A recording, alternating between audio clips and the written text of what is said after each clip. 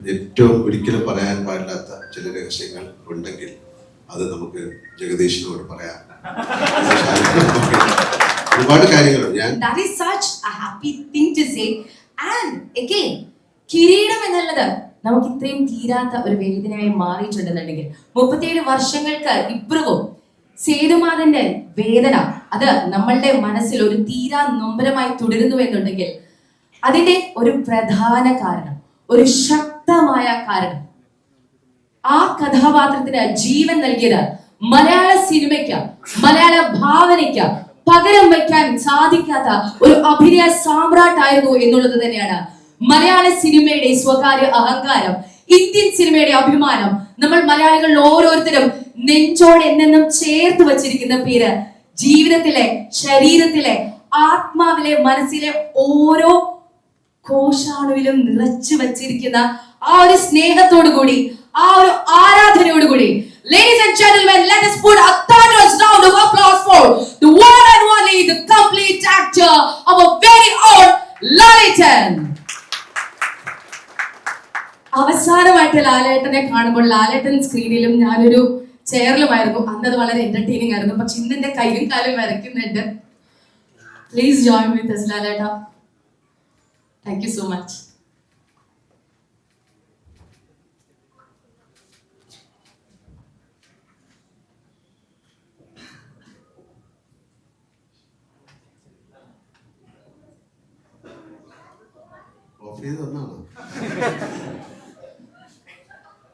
Good evening.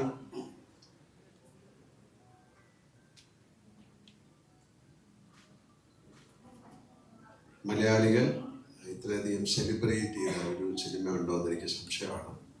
ഇപ്പോഴും അതിന് celebration നടക്കുന്നു എന്ന് പറയുന്നത് ഒരു അത്ഭുതമാണ്. ചില കാര്യങ്ങൾ അങ്ങനെയാണ്, അതിന് പകരം വയ്ക്കാൻ പറ്റാതാകും. ചില അത്ഭുതങ്ങൾ സംഭവിക്കും. അങ്ങനെ സംഭവിച്ച സിനിമയിലെ ഒരു അത്ഭുതമാണ് കിരീടം എന്ന് ഞാൻ വിശ്വസിക്കുന്നു. ഇവിടെ അഭിനയിച്ച ആൾക്കാരെ പറ്റി പറയുന്നില്ല. കാര്യം അവരാരും നമ്മളെ വിട്ടു പോയിട്ടില്ല എന്ന് വിശ്വസിക്കുന്ന ഒരാളാണ് ഞാൻ. കാര്യം എല്ലാ ദിവസവും അവരെ കാണുന്നുണ്ട്. പക്ഷെ നമ്മൾ അഭിനയിക്കുന്ന ആ ഫ്രെയിമിൽ അവരില്ല. അതിലാരും ഇപ്പൊ ജീവിച്ചിരിക്കില്ലെന്ന് സങ്കടത്തോടെ പിന്നെയാണ് മനസ്സിലായത്. അപ്പൊ അവരെ മനസ്സിൽ നോക്കുന്നു എല്ലാവരെയും. ലോഹിയുടെ ഒരുപാട് സിനിമകൾ പിന്നെ എനിക്ക് ചെയ്യാൻ സാധിച്ചിട്ടുണ്ട്. ഇങ്ങനെ പറയുമ്പോഴാണ് പല കാര്യങ്ങളും ഞാൻ ഓർക്കുന്നത്. തുമ്പികളുടെ സെറ്റ് പാർവതിയായിട്ടൊക്കെ അഭിനയിക്കുന്ന സിനിമയാണ്. അവിടെയാണ് വന്ന് ഇതിൻ്റെ കഥ പറയുന്നു, അല്ലെങ്കിൽ ഒരു സിനിമ ഉണ്ടാകും എന്ന് പറയുന്നതൊക്കെ ഞാൻ ഇപ്പോഴാണ് മനസ്സിലാക്കി. ഞാൻ മറന്നുപോയി. എല്ലാവരുമായിട്ടും വളരെയധികം സ്നേഹബന്ധം അതിപ്പോഴും തുടരുന്നു. ഇങ്ങനൊരു സിനിമ നിർമ്മിക്കാൻ തയ്യാറാകുക എന്ന് പറയുന്നത് തന്നെ ഭാഗ്യമാണ്. അപ്പോൾ ഇങ്ങനൊരു സിനിമ നിർമ്മിച്ചതിന് വേണ്ടി ദിനേശ്, ഇപ്പം ഞാൻ നിങ്ങളെ നന്ദി പറയുന്നു. വിജയകുമാർ, സിബി, അല്ലെങ്കിൽ കുമാർ, പ്രസാദ്, ശ്രീകുട്ടൻ, ഇതിൽ അഭിനയിച്ച എല്ലാവരും വിളിക്കുന്ന എല്ലാവരും, ഇതിൻ്റെ പുറകിൽ പ്രവർത്തിച്ച എല്ലാവരും ഞാൻ ഈ സമയം ബിഗ് താങ്ക്സ് ടു NFDC. അതാണ് ഏറ്റവും വലിയ താങ്ക്സ് പറയേണ്ടത്. പലപ്പോഴും നമ്മുടെ സിനിമയുടെ ഒരു റെസ്റ്റോറേഷൻ ഒന്നും നമുക്കില്ല. ഒരുപാട് സിനിമകൾ, നമ്മുടെ സിനിമകൾ നഷ്ടപ്പെട്ടു പോയി. അതിൻ്റെ പ്രിന്റുകളൊന്നുമില്ല. പക്ഷേ ഇതാണ് അതിൻ്റെ ഒരു നന്മ കൊണ്ട് മാത്രമായിരിക്കാം. എനിക്ക് തോന്നുന്ന നാഷണൽ അവാർഡൊക്കെ കിട്ടിയത് കൊണ്ട് അതിൻ്റെ ഒരു പ്രിന്റ് ആർക്കൈവ്സിലേക്ക് പോയതായിരിക്കും. എനിക്ക് ഏറ്റവും സന്തോഷകരമായ ഒരു കാര്യം എന്ന് പറയുന്നത്, ഞാൻ സിനിമയിൽ അടുത്ത വർഷം കഴിഞ്ഞാൽ 50 വർഷമായി. ആദ്യത്തെ സിനിമ കഴിഞ്ഞ പിന്നെ രണ്ടാമത് മഞ്ഞിൽ പിടിഞ്ഞ പൂക്കൾ എന്ന സിനിമയിലേക്ക് എൻ്റെ അവസാന ദിവസമാണ് ഞാൻ പോകുന്നത്. അവർക്ക് അറിയാവുന്ന കാര്യമായിരിക്കും. അങ്ങനെ അവിടെ ചെന്ന് എന്നോട് അഭിനയിക്കാൻ പറഞ്ഞു. ഒരു സീൻ തന്നിട്ട് അഭിനയിക്കാൻ പറഞ്ഞു. അന്ന് അതിലെ ഡയറക്ടർ ഫാസിലുണ്ട്, പിന്നെ ജിജോ ഉണ്ട്, സിബി മലയിലുണ്ട്, വേറെ കുറച്ച് ആൾക്കാരുണ്ട്. അങ്ങനെ ആ സീനൊക്കെ അഭിനയിച്ചു കഴിഞ്ഞിട്ട് പലപ്പോഴും പറഞ്ഞിട്ടുള്ള കാര്യമാണ്. പക്ഷെ ഈ സമയത്ത് അത് പറയാതിരിക്കാൻ പറ്റുന്നില്ല, അതുകൊണ്ട് പറയാം. അത് കഴിഞ്ഞ് 10ലാണ് മാർക്കിടുന്നത്. 10 അല്ലെങ്കിൽ 100ലാണ്, 100ലാണ് മാർക്കിടുന്നത്. അങ്ങനെ ഓരോരുത്തർ മാർക്കിട്ടു. അന്ന് എനിക്ക് ഏറ്റവും നല്ല മാർക്ക് തന്ന് എന്നെ സഹായിച്ച ആളാണ് സിബി. 2 മാർക്ക്. 100-ൽ 2 മാർക്ക് തന്നു. പക്ഷെ അദ്ദേഹം എനിക്ക് പിൽക്കാലത്ത് 2 നാഷണൽ അവാർഡ് തന്നു. എൻ്റെ ആദ്യത്തെ നാഷണൽ അവാർഡ് കിരീടത്തിനായിരുന്നു, അന്നത്തെ സ്റ്റേറ്റ് അവാർഡ്. അതുപോലെ അടുത്തത് ഭരതം, അന്നും നാഷണൽ അവാർഡാണ്, അത് കഴിഞ്ഞ state award. Shibi, thank you so much. അതായത് നമ്മൾ ഒരുപാട് നല്ല സിനിമകൾ ചെയ്യാൻ സാധിച്ചു. പിന്നെ സിനിമയുടെ പല മാറ്റത്തിലൂടെയൊക്കെ ഓരോരുത്തർ സഞ്ചരിക്കുന്നു. അതിൻ്റെതായിട്ടുള്ള മാറ്റങ്ങൾ സിനിമയിലുണ്ടാകുന്നു. അതിനെക്കുറിച്ച് ഞാനിപ്പോൾ പറയുന്നില്ല. അതിലെ ഗാനം ഇത്രയും മനസ്സിൽ കൊള്ളുന്ന ഒരു ഗാനം, പിന്നെ മലയാളത്തിൽ ഒരുപാട് ഗാനങ്ങൾ ഉണ്ടായിട്ടുണ്ടെങ്കിൽ ഇപ്പോഴും ആ കണ്ണീർ പൂവിൻ്റെ കവിളിൽ തലോടി എന്ന് പറയുന്ന ആ ഗാനം എത്രയോ ആൾക്കാരുടെ ഹൃദയത്തിൽ ഇപ്പോഴും ഒരു ദിവസമെങ്കിലും ആ പാട്ട് കേൾക്കാതെ ആ ഒരു മലയാളി ജീവിക്കാൻ പറ്റുമെന്ന് എനിക്ക് തോന്നുന്നില്ല. കൈതപ്രം സാർ, അത് നമുക്ക് പറയാൻ പറ്റുന്നില്ല. ആ അമ്മയുടെ ഇമോഷൻസ്, ശ്രീകുട്ടൻ, എല്ലാവരെയും ഞാൻ ഓർക്കുന്നു.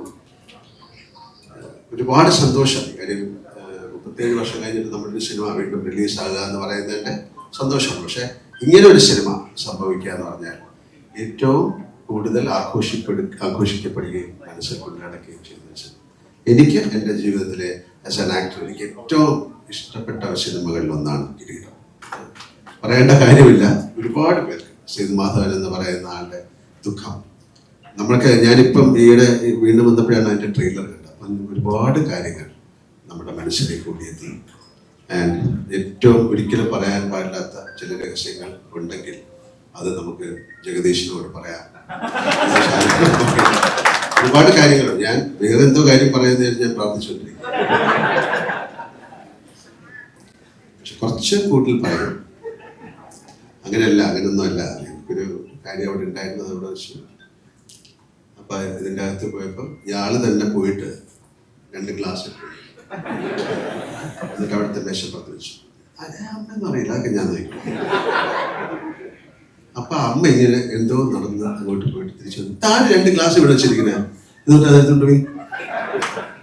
അപ്പോ ഗ്ലിസറിൻ ഇടാതെ കരഞ്ഞു എന്നൊക്കെ പറയുന്നത് സത്യമാണ്. പക്ഷെ എന്തെങ്കിലും നിങ്ങൾക്ക് ജീവിതത്തിൽ ഏറ്റവും ആരോടും പറയാൻ പാടില്ല എന്ന് പറയുന്ന രഹസ്യം ജഗദീഷിനോടും പിന്നെ മണിയം പിള്ളരാജോടും. എന്തായാലും ആ സൗഹൃദം എന്നും നിൽക്കുന്നു. കിരീടം മുന്നേ ആയാലും ഇപ്പൊ ഇതിന്റെ കാര്യം കിരീടം പാലം, ഒരു സിനിമയുടെ പേര് ഇതിനൊക്കെ ഇടുക എന്ന് പറയുന്ന അത്രത്തോളം ആ സിനിമയുമായിട്ട് ആ സ്റ്റേറ്റ് ബന്ധപ്പെട്ടിരുന്നു. കാര്യം ഇതൊരു ചുമ്മാ ഇടാൻ പറ്റില്ല, ഗവൺമെന്റ് അപ്രൂവലും കൂടെ വേണം. അതിലഭിനയിച്ച് എല്ലാവരെയും ഒരിക്കൽ കൂടി ഞാൻ ഓർക്കുന്നു. അതിന്റെ പുറകിൽ പ്രവർത്തിച്ച ആൾക്കാരെ ഓർക്കുന്നു. രൂപിതദാസനെ പ്രത്യേകിച്ച്. And thank you sir once again for considering us and preserving this. Restoration is a big program. നമ്മളെ ഒരുപാട് വർക്ക്ഷോപ്പുകളൊക്കെ വന്നിട്ടുണ്ട്. സാറ് പറയായിരുന്നു, തീർച്ചയായിട്ടും നിങ്ങളുടെ ആരുടെങ്കിലും ഇത്തരം പോസ്റ്ററുകളോ പഴയ ഫോട്ടോസോ അങ്ങനെയുള്ള ഈ സിനിമകളുടെ ഉണ്ടെങ്കിൽ കൊടുത്തു കഴിഞ്ഞാൽ റെസ്റ്റോർ ചെയ്യും. അപ്പോൾ അതിൻ്റെ ടോട്ടൽ അതിൻ്റെ കോൺസെപ്റ്റൊക്കെ മാറി. ഇപ്പം പണ്ട് ഫിലിം ബോക്സുകളിൽ എവിടെയെങ്കിലും ഒക്കെ കൊണ്ടിടും, പിന്നെ അത് കളഞ്ഞു പോകും. പക്ഷെ അതൊക്കെ മാറി. എന്തായാലും താങ്ക് യു സോ മച്ച്. ഇതിൻ്റെ പറയൽ ബോഡി അദ്ദേഹത്തിന് ഒരു സ്പെഷ്യൽ താങ്ക്സ് പറയുന്നു. once again സരി ആ തീർച്ചയായിട്ടും ഓക്കെ. അല്ല, ഞാൻ ആരെങ്കിലും വിട്ടുപോയിട്ടുണ്ടെങ്കിലും വിജയകുമാറിന്റെ പേരിൽ ഞാൻ എല്ലാവർക്കും താങ്ക്സ് പറയുന്നു. Thank you so much. And ഇത് നല്ലത് സംഭവിക്കട്ടെ. ഇത് ഏറ്റവും കൂടുതൽ ആൾക്കാർ കണ്ട സിനിമയാണ്. പക്ഷെ അവർ കണ്ടത് വേറൊരു ഫോർമാറ്റിലാണ്. അതൊരു പുതിയ തിയേറ്റർ എക്സ്പീരിയൻസ് ആയിരിക്കും. സേതുമാധവന്റെ ദുഃഖത്തിലൂടെ ഒരിക്കൽ കൂടി സഞ്ചരിക്കാൻ സാധിക്കുക എന്ന് പറയുന്നത് ഒരുപക്ഷെ ഒരു പുതിയ അനുഭവമായിട്ട് മാറട്ടെ. Thank you so much. Wishing all A wonderful evening.